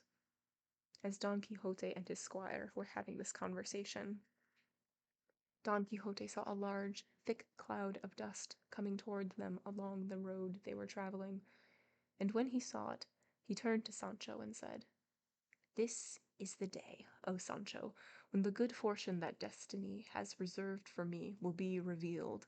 This is the day, I say, when as much as any other the valor of this my arm will be proved, and I shall perform deeds that will be inscribed in the book of fame for all time to come. Do you see that cloud of dust rising there, Sancho? Well, it conceals a vast army composed of innumerable and diverse peoples, which is marching towards us. If that is the case, there must be two, said Sancho, because over in the opposite direction there is another cloud of dust, just like it. Don Quixote turned to look, and he saw that it was true. He was overjoyed, thinking, no doubt, that these were two armies coming to attack and fight each other in the middle of that broad plain, because at all times and at every moment his fantasy was filled with the battles, enchantments, feats, follies, loves, and challenges recounted in books of chivalry, and everything he said, thought, or did was directed toward such matters. The dust clouds he saw had been raised by two large flocks of ewes and rams traveling along the same road from opposite directions, which could not be seen through the dust until they were very close. But Don Quixote insisted so fervently that they were armies that Sancho believed him and said, Señor, then what should we do? Do, said Don Quixote, defend and protect the needy and helpless. You must know, Sancho, that the army in front of us is led and directed by the great emperor Alifanfaron, lord of the great insula Trapobane. The other, marching behind us, belongs to the enemy, the king of the Garmines, Pentapolin of the tucked-up sleeve, so called because he always enters into battle with bare right arm. And there is a note after Lord of the Great Insula Trapobane, and it says, the Greek and Roman name for Sri Lanka. The names of the warriors in this section are parodies of the kinds of grandiloquent names typical of novels of chivalry. Alifanfaron is roughly equivalent to Alibombast, Pentapolin to Pentadroller. The listing of combatants appears to be a brief detour by Cervantes into the world of the epic poem. Why do these two gentlemen hate each other so much? Asked Sancho. They hate each other, responded Don Quixote, because this Alifanfaron, a fierce pagan, is in love with Pentapolin's daughter, an exceedingly beauteous and charming creature, and a Christian, whose father does not wish to give her to the pagan king unless his first renounces the law of his false prophet Mohammed and turns to her fate. "By my beard," said Sancho, "Pentapolin is doing just the right thing, and I'm bound to help him any way I can." "In this you would be doing just as you should, Sancho," said Don Quixote, "because to enter into battle such as these is not required to be dubbed a knight." "That's good enough for me," responded Sancho, "but where will we put this donkey, so we're sure to find him when the fight's over? Because I don't believe that riding into battle on this kind of animal has been custom up to now." "That is true," said Don Quixote. "What you can do is let him find his own adventures, regardless of whether he is lost or not, because we shall have so many horses when we emerge victorious, that when Rocinante runs the risk of being exchanged for another. But listen to me, and look, for I want to name for you the most eminent knights riding in these two armies, and so that you may see and mark them more clearly, let us withdraw to that hillock, where we should be able to perceive both armies." This they did, riding to the top of a hill from which there would have been a clear view of the two flocks that Don Quixote took for armies if the clouds of dust they raised had not confused and blurred the sights of anyone looking at them. But despite this, in his imagination he saw what he did not see, and what was not there, and in a loud voice he began to say, "That knight you see there in the gold-colored armor, who bears on his shield a crowned lion kneeling at the feet of a damsel, is the valiant Lorcalco, lord of the Bridge of Silver. The other, in the armor with flowers of gold, who bears on his shield 3 crowns of silver on the blue field, is the redoubtable Micocolembo, Grand Duke of Curosia. The one on his right, with the gigantic limb, is the never-fearful Brandabarbaran de Boliche, lord of the 3 Arabias, whose armor is a snakeskin, and whose shield is a door rumored to be one of those from the temple demolished by Samson when, with his death, he wreaked vengeance on his enemies." And there is a note here as well. The names in this section suggest ludicrous associations.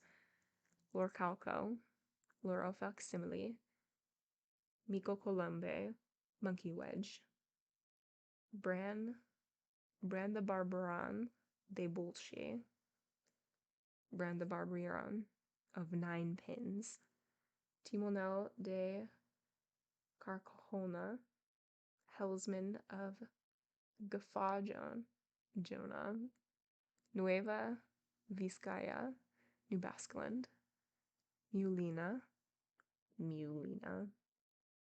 Al Fenician del Algarve, Mollycoddle of Battle, Pires Palpin, Pires Bonbon, S. Partafilador del Bosque, S. Paragras of the Forest. Ah, yes, I too know these names, and it is quite humorous that he is making this comparison.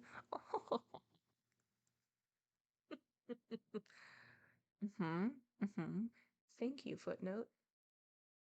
That was an unneeded footnote because we already all knew this. Now, turn your eyes in the other direction, and you will see in front, and at the head of the other army, the ever victorious and never defeated Timonel of Carcajona, Prince of Nueva Vizcaya, who wears his armor quartered, blue, green, yellow, and white, and who bears on his shield a cat of gold on a tawny field, with a legend that reads, Meow, which is the beginning of the name of his lady who, they say, is the peerless Mulina, daughter of Duke Alfinyenken of Algarve. This other, who weighs down and oppresses the back of that powerful mare, whose armor is snowy white and whose shield is blank and lacking all devices, is a novice knight of the French nation named Pérez Papin, lord of the baronies of Utrique. That one, who with armored heels is kicking the flanks of that colorful swift zebra and whose armor bears blue veers, is the powerful Duke of Nervia. Espartaphilod. Yes, it says meow. Yes, yes, yes, exactly. And spelled that way too. Who bears a device on his shield, a bed of asparagus, with a legend of Castilian that reads, "Follow my fate." All right, there were 2 footnotes in that extremely long sentence. Let's see where the first one was. Whose armor bears blue veers. It says, in heraldry, these blue and white cups or bells that fit together perfectly. I would love to have a shield with a crest that just has a big old pile of asparagus on it. I think that's so funny. And then after Follow My Fate, it says, the legend, Rastria mi suerte, is ambiguous and can be interpreted in several ways, including look into my fate, delve into my fate creeps along, and follow the trail of my fate. So scary. Asparagus. And in this fashion he named many knights from the 2 hosts which he was imagining, and for all of them he improvised armor, colors, legends, and devices, carried along by the imagination of his unheard-of madness, and without pausing, continued, saying, "This host facing us is made up and composed of people from diverse nations. Here are those who drink the sweet waters of the famous Xanthus, the mountain folk who tread the Massilian plain, those who sift fine nuggets in Arabia Felix, those who enjoy the famous cool shores of the crystalline Thermodone, those who drain by many diverse means the golden Pactolus, and Numidians, untrustworthy in their promises, Persians, those notable archers, Parthians and Medes, who fight as they flee, Arabians with immovable houses, Scythians, as cruel as they are white-skinned, Ethiopians with pierced lips, and an infinite number of other nations whose faces I recognize and see, although I do not recall their names.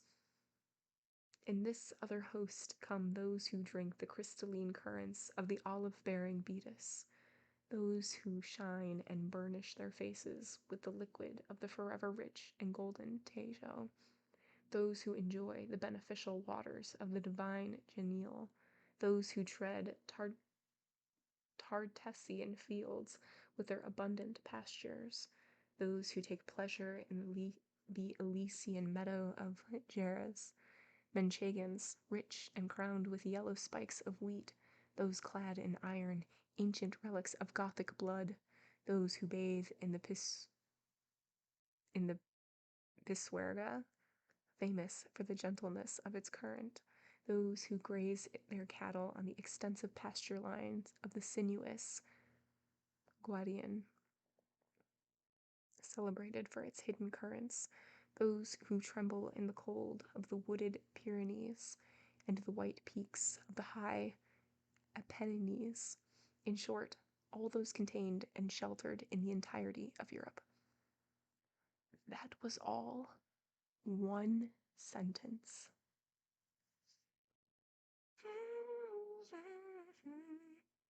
Okay. There was a footnote all the way at the beginning of that sentence. It was after the famous Xanthus. Okay, and it says, Don Quixote begins his description with ancient and foreign references. In the second half of his evocation, beginning with in this other host, he alludes, for the most part, to Iberian rivers. Let's see. Oh, I'm sorry. It was 2 sentences. It's 2 sentences. Excuse me. Lord, save me. What a number of provinces he mentioned and nations he named, attributing to each one with marvelous celerity the characteristics that belonged to it. So absorbed and immersed was he in his lying books. Sancho Panza hung on his words but said none of his own, and from time to time he turned his head to see if he could see the knights and giants his master was naming. Since he could not make out any of them, he said, "Signor, may the devil take me, but no man, giant, or knight of all those your grace has mentioned can be seen anywhere around here. At least, I don't see them. Maybe it's all enchantment, like last night's phantoms." "How can you say that?" responded Don Quixote.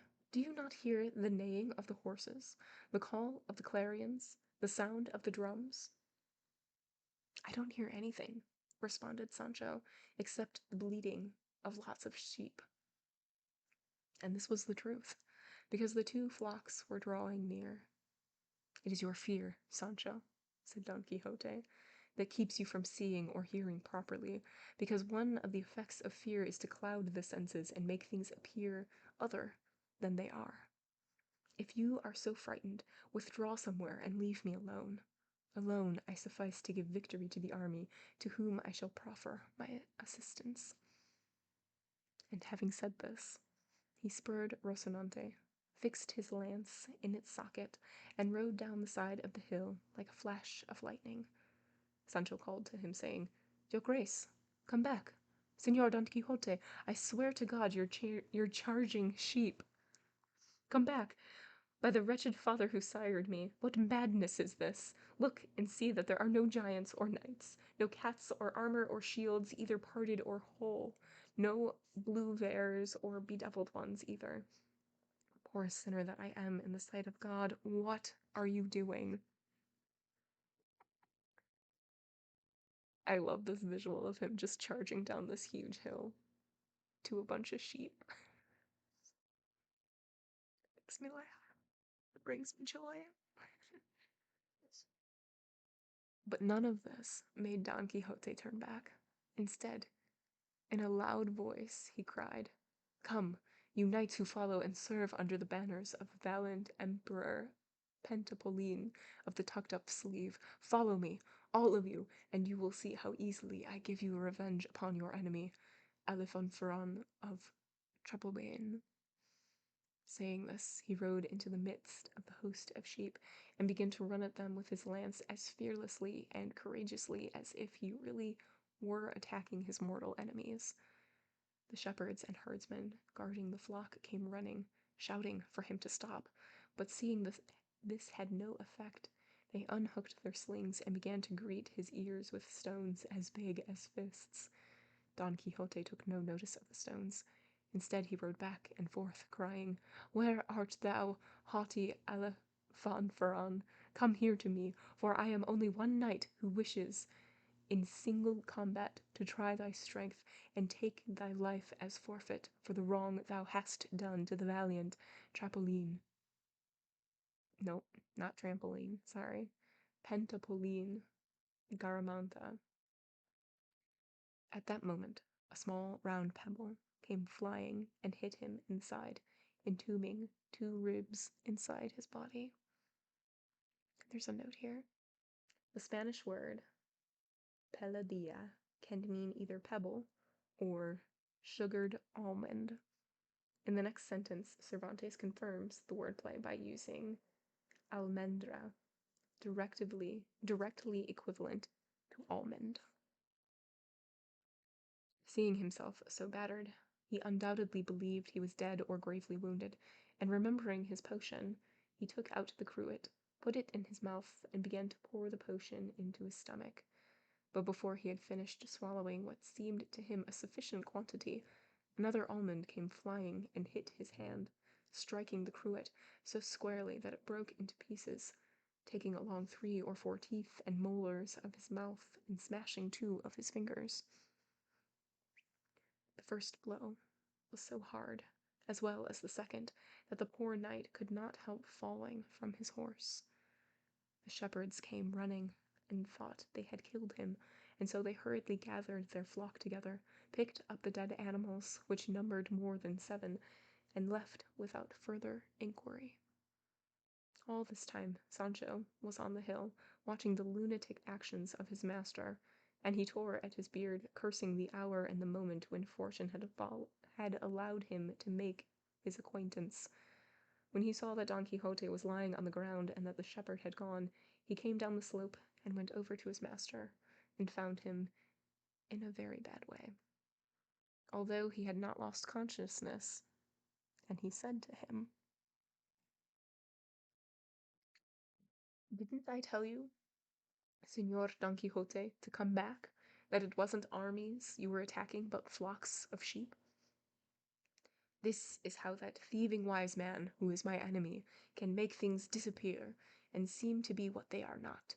You should know, Sancho, that it is very easy for those like him to make us see whatever they wish, and this villain who pursues me, envious of the glory that he saw I would achieve in this battle, has turned the contending armies into flocks of sheep. And if you do not believe me, by my life you can do something, Sancho, to be undeceived and see the truth of what I am telling you. Mount your donkey and follow them with some cunning, and you will see how, when they have moved a certain distance away, they resume their original form, and are no longer sheep, but real, complete men, just as I first described them to you. But do not go now, for I have need of your help and assistance. Come here, and see how many molars and teeth I have lost, because it seems to me I do not have a single one left in my mouth." Sancho came so close that his eyes were almost in his master's mouth. By this time the balm had taken effect in Don Quixote's stomach, and just as Sancho looked into his mouth, he threw up more vigorously than if he were firing a musket, everything he had inside, and all of it hit the compassionate squire in the face. "Mother of God," said Sancho, "what happened? Surely this poor sinner is mortally wounded, for he's vomiting blood from his mouth." But looking a little more closely, he realized by the color, taste, and smell that it was not blood, but the balm of the cruet, which he had seen him drink, and he was so disgusted by this that his stomach turned over, and he vomited his innards all over his master, and the two of them were left as splendid as pearls. Sancho went to his donkey to find something in the saddlebags with which to clean himself and heal his master, and when he did not see the saddlebags, he almost lost his mind. He cursed his fate again, and resolved in his heart to leave his master and return home, even if he lost his wages for the time he had worked, along with his hopes for the governorship of the promised insula. Then Don Quixote... Oh, perfect timing. Poutine Italienne. Thank you so much for the follow. Glad you're here. Then Don Quixote rose to his feet, placed his left hand over his mouth so that no more teeth would fall out, and grasped Rocinante's reins with the other, for the horse had not moved from his master's side. That is how loyal and well disposed he was, and walked to where his squire was standing, leaning against his donkey and resting his cheek in his hand, in the manner of a man deep in thought. And seeing him like this, showing signs of so much sadness, Don Quixote said, "You should know, Sancho, that a man is not worth more than any other if he does not do more than any other. All these squalls to which we have been subjected are signs that the weather will soon improve, and things will go well for us, because it is not possible for the bad or the good to endure them forever. From this it follows that since the bad has lasted so long a time, the good is close at hand.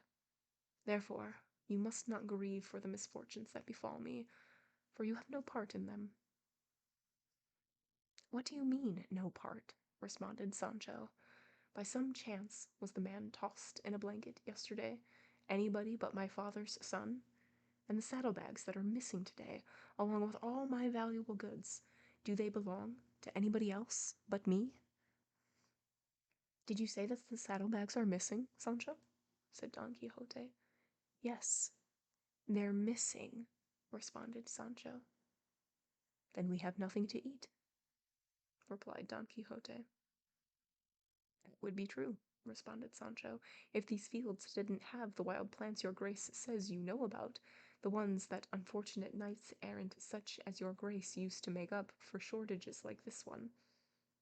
"Despite that," Don Quixote responded, "now I would rather have a ration of bread or a large loaf and a couple of sardine heads than all the plants described by Dioscorides or commented on by Dr. Laguna." And there's a note here, and it says, Andres Laguna, an eminent 16th century physician, translated and commented on the medical treatise by Dioscorides, a Greek physician of the 1st century CE. But be that as it may, mount your donkey, my good Sancho, and follow me, for God, who provides all things, will not fail us, especially since we are so much in his service. When he does not fail the gnats in the water, or the grubs in the earth, or the tadpoles in the water, he is so merciful that he makes his sun to shine on the good and the evil, and his rain to fall on the unjust and the just. "Your grace would do better," said Sancho, "as a preacher than as a knight-errant."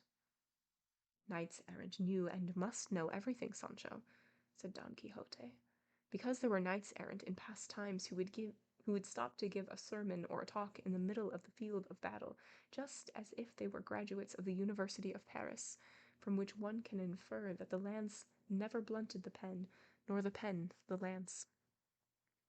"Fine, whatever your grace says," responded Sancho, "but let's leave now and find a place to spend the night, and, God willing, there won't be any blankets, or people who toss blankets, or phantoms, or enchanted Moors, and if there are, I'll send the whole pack of them to the devil."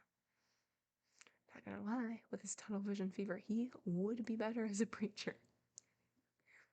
Yes, and poor Sancho, just going along for the ride. And he is totally getting the short end of the stick in all of these. Sancho put his fingers in his master's mouth, and as he was feeling inside, he said, oh wait, I skipped a paragraph. Sorry, I was gonna say that's a weird immediate action to do. "God's will be done, my son," said Don Quixote, "and lead the way, for this time I want you to select the place where we shall sleep. But first, give me your hand, and feel with your finger, and see how many teeth and molars I am missing here on the right side of my upper jaw, for that is where I feel the pain." Sancho put his fingers in his master's mouth, and as he was feeling inside, he said, "How many molars did your grace have on this side?" "4," responded Don Quixote, "and except for the wisdom tooth, all of them sound and healthy." "Señor, your grace should think carefully about what you're saying," Sancho replied. "I say 4. Or perhaps 5, responded Don Quixote, "because never in my life have I had a tooth or molar pulled, nor has one fallen out, or been eaten by decay, or afflicted by any abscesses."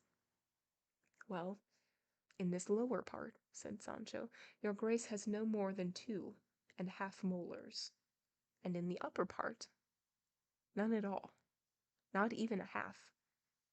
It's all as smooth as the palm of your hand." "Woe is me," said Don Quixote when he heard the sad news from his squire. "I should rather have lost an arm, as long as it was not the one that wields my sword, for I must tell you, Sancho, that a mouth without molars is like a mill without a millstone, and detonation is to be valued much more than diamonds.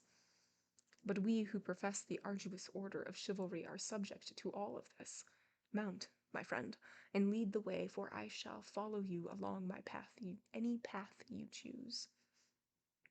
Sancho did so, and headed in the direction where he thought he might find lodging without leaving the king's highway, which was very well traveled in that area. They rode very slowly, because the pain in Don Quixote's jaws gave him no peace, and did not allow him to go any faster.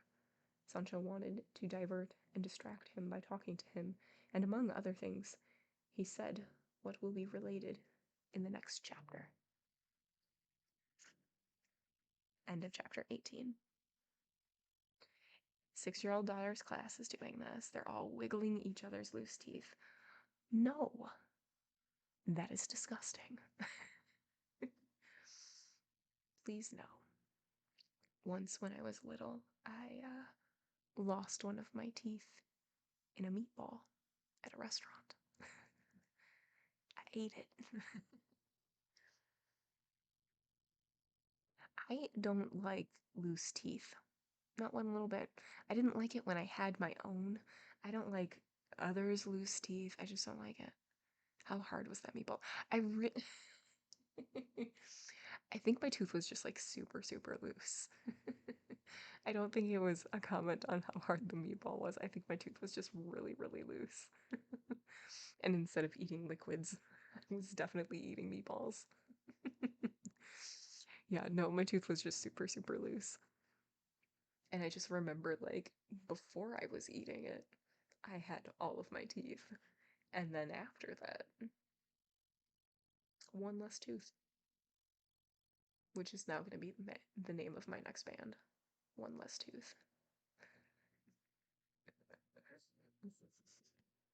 No, I also don't like when like on TV shows and like movies and stuff where they're like trying to take out the tooth for like the tooth fairy and they like tie a string on it and everything. That makes me wildly uncomfortable. It is definitely not the food associated with tooth loss. Meatballs are a soft food, and yet it is super weird that that's a normal thing for your teeth to just fall out when you're little. Oh, I hate it so much. I hate it. Let me just have double the amount of teeth that I need, and I will lose them at inconvenient times. Your son had a tooth pulled out by a string attached to a grandparent's dog. Oh, no. Oh, I don't like it. I don't like it at all. Also, I think it's so funny that, like, and I think I was the same way. Oh, no, I hate that. I think it's the same way, like, when I was younger. Like, kids are totally fine with it. They're like, look what I can do, and then breathe really hard, and their teeth are, like, going crazy, like swinging doors. I I don't want that. I don't want that. I don't want to see it. Mm-mm. And like when you lose like your front teeth, your front tooth, and you're like, look, I can have a straw, and like you like just put the straw in that spot. I don't like it. Tied floss to the tooth and the other end to the dog's collar, and then sent the dog running. That seems like you're in a TV show. Like that does not seem like something that actual people do. Mm-mm. Mm-mm. Gross. Gross.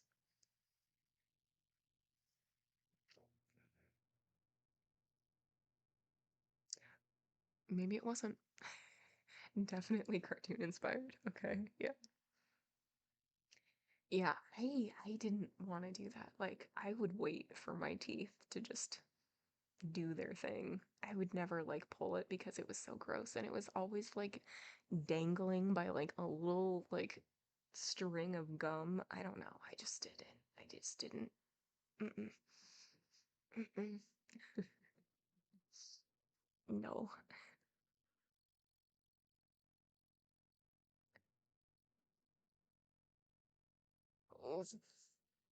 Well, I know today was a shorter stream and I apologize for that. I'll make up for it by not having a shorter stream next week. It'll be great. But yeah, that's going to be it for tonight. We ended on page 134, chapter 19. Um, for progress sake, so you can see how far we are in this massive book. We're this far. We did it. We're doing so good. My Sunday stream is going to be this. Hold on, let me double check. Let me make sure that's an actual Sunday. Yes, the 16th. Yep. The 16th from 2 to 10. And we're going to be finishing playing Monkey Island. It'll be good.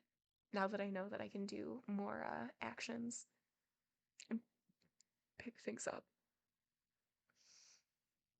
And it'll, because it's been so long since I've played it, I'll have to remember the storyline and what's going on. It'll be good. So yeah, my next Sunday stream is going to be April 16th. But yeah, that's gonna be it for me today. I hope you all have a great night. Thank you so much for being here. As always, whether you lurk, whether you chat, I appreciate the support and I appreciate you. I hope to see you very, very soon. Bye.